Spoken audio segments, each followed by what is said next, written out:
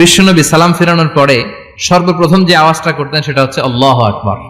এরপর 3 বার পড়তেন আস্তাগফিরুল্লাহ আস্তাগফিরুল্লাহ আস্তাগফিরুল্লাহ। এরপর আয়াতুল কুরসি একবার। কয়বার?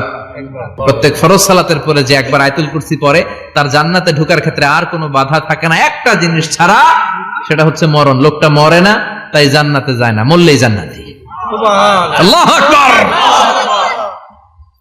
এরপরে 33 বার সুবহানাল্লাহ, 33 বার আলহামদুলিল্লাহ, 33 বার আল্লাহু আকবার। সবশেষে মিলাবেন লা ইলাহা ইল্লাল্লাহ ওয়াহদাহু লা শারীকা লা লাহুল মুলকু ওয়া লাহুল হামদু ওয়া হুয়া আলা কুল্লি শাইইন কাদির। এরপরে পড়তেন আল্লাহুম্মা আনতাস সালাম ওয়া মিনকাস সালাম তাবারাকতা ইয়া যাল জালালি ওয়াল ইকরাম। এরপরে পড়তেন আল্লাহুম্মা লা মানিআ লিমা আ'তাইতা ওয়া লা মু'তিয়া লিমা মানা'তা ওয়া লা ইয়ানফা'ু যাল জাদ্দি মিনকাল জাদ। এরপরে পড়তেন আল্লাহুম্মা ইন্না নাসআলুকাল হুদা ওয়াত তুকা ওয়াল আফাফা ওয়াল গিনা।